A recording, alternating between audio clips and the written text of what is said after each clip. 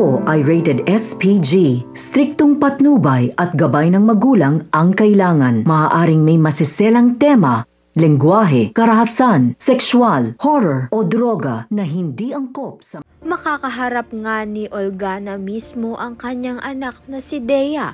Magkaiba na sila ng ipinaglalaban sapagkat si Dea ay ganap ng sangre at pumanig na nga sa kalabang kinikilala ni na Olgana. Sa sandaling iyon, hindi lamang kapangyarihan ang nakataya, kundi dangal at puso ng isang ina laban sa anak na tinuring niyang pinakamamahal. Sa kabilang banda naman nga, nagbigay na nga ng masamang babala si Mitena sa mga sangre sapagkat hindi pa raw nagtatapos ang laban. Nagsisimula pa lamang ito.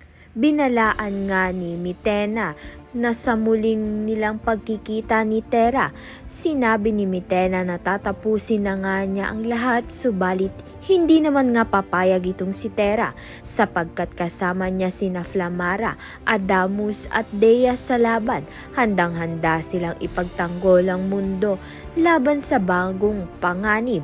Kaya naman nga't yan at iba pa ang dapat nating pakaabangan. Maraming salamat sa iyong panonood.